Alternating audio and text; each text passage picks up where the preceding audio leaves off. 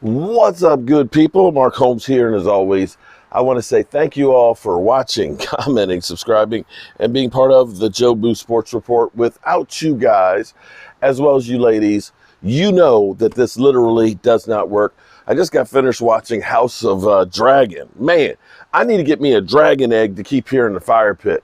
Man, that shit is getting crazy right now. Okay, so the king died. Oh, I'm sorry. Spoiler alert. Spoiler alert. The king dies and all hell's about to break loose. I'll just put it right there just like that. But we all know the king was going to die at some point. I'm amazed that that dude had lived this long, because it's like, you know, from the early times of him having them damn lesions and all that, and the leeches and stuff that they've been putting on him, it's like that guy ain't going to be here for long. But he did live a long life, and he's trying to pass on the secrets about the North and stuff. But you go ahead and watch it. Whew, what a day. What a freaking day, starting out at 9:30 this morning for an 11-hour live stream throughout the day. Oh my goodness, what a day. Let me say, shout out to the New York Stinking Giants. Maybe we can't call them the New York Stinking Giants right now, because they are 4-1. Their only blemish being losing to the Dallas Cowboys. Man, how does that feel there, Giants? How does that feel? Actually, I don't think you probably care, because you're just happy that you're not in the basement with the Washington Commanders away. Man, I can't say that I really saw all of that game, because part of that time I was spending cooking and getting set up for the Cowboys game. And yeah. I was definitely getting set up and ready for the Cowboys game and things. And so I know Carson Wentz threw that pick to finish the game. And man, you know, I'm old enough to remember when they used to say that Carson Wentz was better than Dak Prescott. I'm old enough to remember when Jared Goff was considered better than Dak Prescott. But we'll see what we see. Side note, the Jaguars lost today 13-6. So Eagles, congratulations, you beat the Cardinals. You had a heart attack going down the stretch. Second half of games seemed to be the Eagles' Achilles heel. You are 5-0, best record in football. But I'm not sure. I had an Eagle fan who beat me down. They literally beat me down and said, "What are you talking about? We ain't played anybody. We beat the first place in their division, Jacksonville Jaguars." You mean the Jaguars that lost today 13-6 to the Texans? That Jaguar team? Oh, okay. Okay, I got you. Cool. Oh, but you also beat the Detroit Lions, who they scored 35 points on you. Did they score any today? I think they were being last I checked, they were down like 20-something to nothing. That Detroit Lions, that's a good team that's got one victory, right? Oh, okay. Just checking. But you did beat the Minnesota Vikings, who held on to beat the Bears today, and they're 4-1. So let me say to the Minnesota Vikings, who are leading the NFC North right now, that is your quality win for the season. So I guess you got that one. But the Green Bay Packers, man, today was a rough day for Brother Ross. It's funny, I've only seen one thing from Brother Ross since Miami lost, and that was an NFL meme that Dak Prescott, breaking news, is signing a 1-week extension to remain on the bench for the Dallas Cowboys. Yeah. Y'all got your jokes. But remember what I told you guys yesterday? Remember what I told you, that the Cowboys are in a no-win situation. That if they win, it's not going to be about them winning and beating the Super Bowl champions. It's going to be about what's wrong with the Rams. They're going to say, well, the Rams have a bad offensive line. Matthew Stafford has the hurt elbow. You know, he's missing some of his players. It's going to be not that the Cowboys did something good. It's the fact that the Rams are just bad. You know that's going to be coming. I can't wait to get up tomorrow morning, God willing, and it being my birthday here in a couple hours, less than, an hour and a half. I can't wait to listen to that, because watching And right now I think Cincinnati is losing. They were losing before when I was checking during Game of Thrones. They were losing to Baltimore.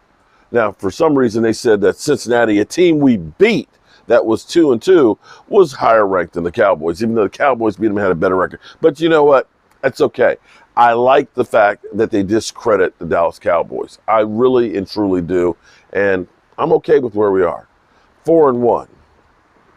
All right. It's time for game balls. Right. Game balls. Let me start out with Micah frickin' Parsons. Micah Parsons, who it looks like, I hope it's not bad, you can see him grabbing in his crotch because he's got like a strained groin. You can see him limping coming out at halftime from the locker room, but did not stop. That guy is on a mission, okay? Got 2 sacks and a forced fumble. Micah Parsons is an absolute wrecking machine. In 5 games already has 6 sacks. 6 freaking sacks. Unbelievable. He is the heart and soul and truly the lion of this team. Because with that guy, and I pray that it's not much in this injury front, but he'll go. Because I tell you what, 75% of Micah Parsons is better than most. You know, we ended up starting the season, or at least I started actually last year, talking about him as LT. Well, I tell you what, right now this defense for this season is averaging giving up 14.4 points per game. Guys, that's better than what we did in the 90s. Somebody asked me, because I'm old, I saw the Doomsday Defense, the original.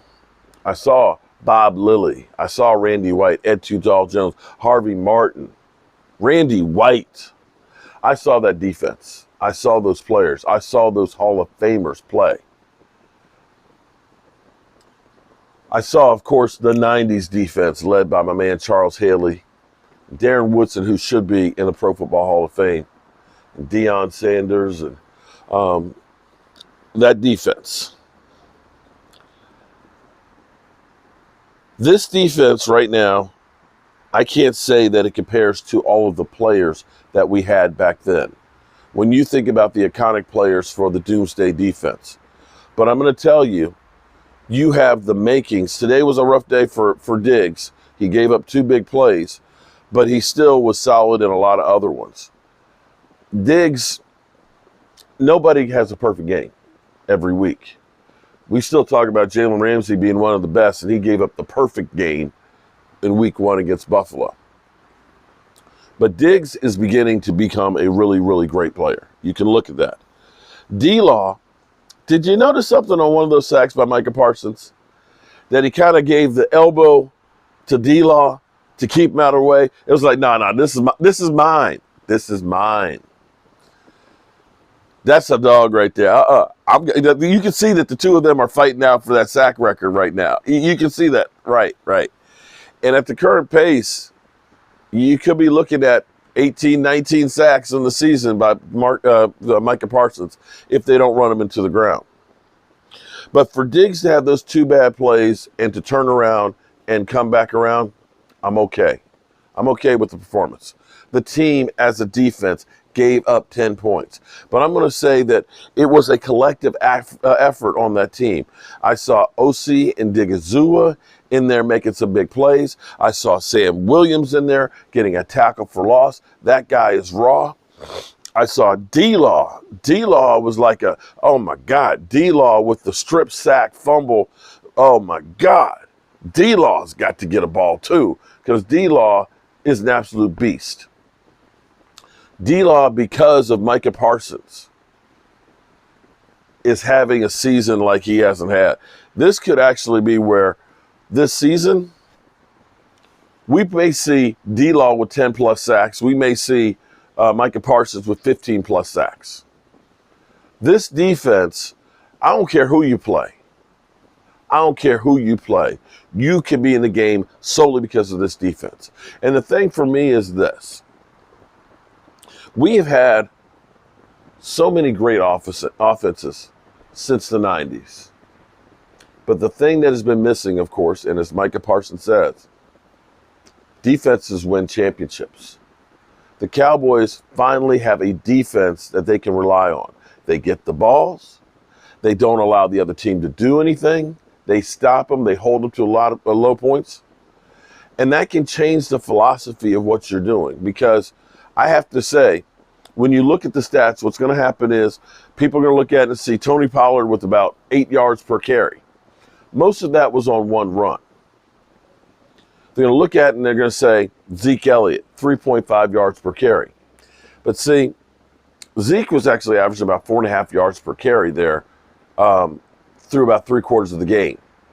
But then as we were going down late in the game and stuff, we were just trying to run out the clock. We're just running straight up the middle. Zeke is running short yardage and things. But Zeke Elliott had 78 yards, I believe. Zeke Elliott. What the Cowboys do, and people don't seem to understand this, is you end up, I'll give you actually a military reference to this. Usually in World War II, here's what they would do. They would take offshore the battleships. They would launch all those 16-inch bombs, shells, soften up the enemy before they ended up bringing in the landing craft. You softened up the enemy to make it easier for the infantry to get in there. That's what Zeke Elliott is. He's those 16-inch shells that is pounding into that defense over and over and over again. And what happens is you start getting guys sucked in. They start putting 8 men in the box. The guys start getting tired because they got the big guys leaning on them. And then you hit them with the speed. Because after playing in this space like this, getting pounded on, now Tony Pollard with the speed outside here, you can't run with it. It's a combination that you can't miss. We rushed for about 170 yards between Zeke and Tony Pollard. Guys, that is what you want as an offense. Because on a day like today, I know we got the Cooper Rush we trust, and Cooper Rush has done exactly what you could hope and pray for it. Cooper Rush has not turned over the football. He has not thrown interceptions. He has kept the game so they're close, so your defense, your special teams can do things, so your running game can keep it close. If we were in a track meet, we ain't scoring enough points to keep up on this. We're just not. But in a game like this where you got a defense that is doing what they're doing, Cooper Rush, perfect quarterback for that. And when Dak gets back and there's things that we can do that Cooper Rush can't, I know you saw that that run pass option there where Cooper Rush ran. Just saying. But when Dak gets back, that's going to make this team even better. When I look at this team overall on defense and the way that they are coached, the discipline that they have, usually there was the one big one that Cooper Kupp had, that one big run. But for the most part, the Dallas Cowboys don't give up big plays. Not like we did in 2020. This defense is disciplined, they're hungry, and they're deep. We have taken hits on the defense. Today it was Quentin Bohannon who couldn't be in there, but you end up bringing up Carlos Watkins. We end up having Jaron Kearse get hurt, Donovan Wilson steps in. This depth on this defense is going to go a long ways, and I couldn't be more ecstatic. On the offense, like I said, Zeke Elliott, Tony Pollard, they get game balls for running the football the way they did. And for those out there that think I hate Cooper Rush, I ain't hating on Cooper Rush. Cooper Rush, 5-0. When we sat here 4 weeks ago when Tampa Bay beat us and thinking that the season was over, Cooper Rush, you're my main man. You get a game ball as well, because takeaways, turnovers are game changers. And you have not done that at all. Take a look at the Washington Commanders. Carson Wentz, strip back, fumble. Carson Wentz, touchdown. I mean, they had a chance to get a touchdown. The game-winning touchdown. Interception in the red zone there, in the end zone. Cooper Rush has not done those things. Shout out to him, and I believe Cooper Rush will get the start against the Eagles. We hear that Dak Prescott is going to be doing a lot of throwing this week, possibly, but in my mind, Cooper Rush deserves to have the chance against the Eagles, and I'm more apt to say Dak Prescott needs to let the hand be 100% where you can grip it. If you can't grip that ball fully, you're going to have mistakes like we're not having, and that, my friends, is the key piece right here. This is against those four fingers. And if you cannot get that grip on that football right there, buddy, it's not going to be good. And to rush him out there right now, it's not worth it. The offensive line. Tyler Smith had a hard time today. Tyler Smith had his Chaz Green moments, gave up a big sack to Aaron Donald, but then again, who doesn't give up a sack to Aaron Donald? But for the offensive line to keep Cooper Rush upright, literally, for pretty much the whole game, and to open up holes for us to run that 170 yards, the offensive line, boom, they get a game ball.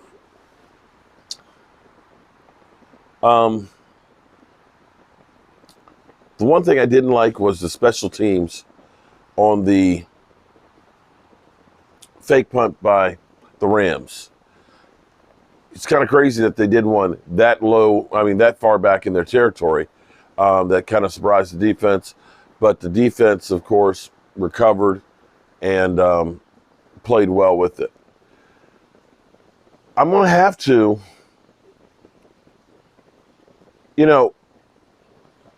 it's easy to criticize. It's easy when you're not the one who was there in real times to say you should have done this or you should have done that, because you have time to look at what happened, the outcome, and then turn around and say, oh, here's what you should have done. But when you're in that moment when it's right now, you got to make that decision that's either winning or losing for you. That's a tough call. And I have to say, under the pressure that Mike McCarthy was under, you know what? You got to look at him as well as the Giants coach. And I'm giving credit where credit's due. As two guys you actually have to say should be candidates for Coach of the Year.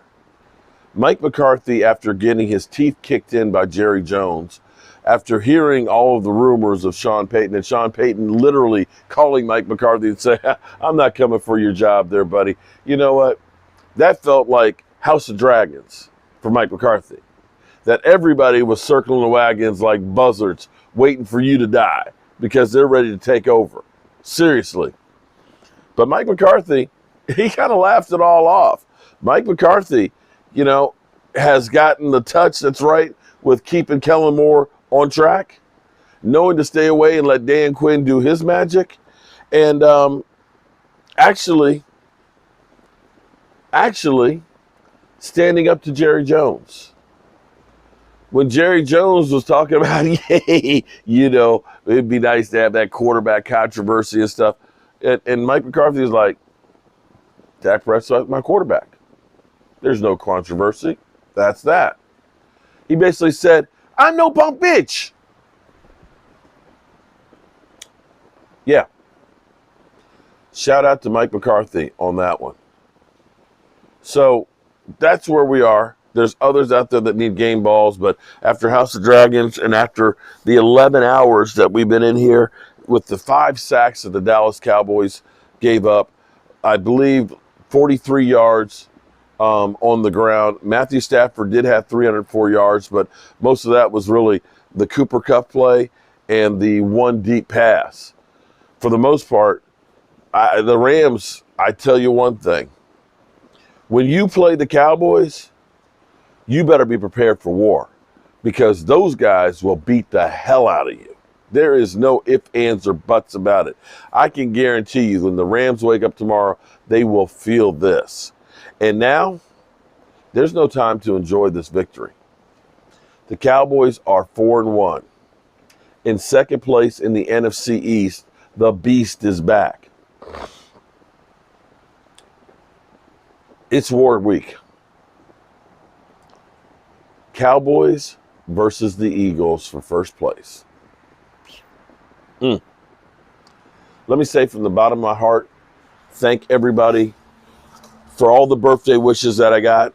Shout out to Daniel and his wife for that wonderful birthday cake. Shout out to Game Time and his wife coming down for my birthday party. E2 Blue, as well as, of course, DMV being here.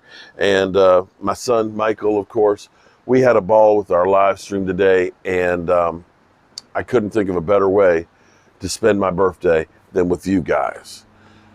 We'll have more tomorrow, of course, breaking down everything that happened in more detail and stuff. But be happy, Cowboys fans. This team is for real. And remember, tell the people you love that you love them, because you might not get the chance again. And I love you guys.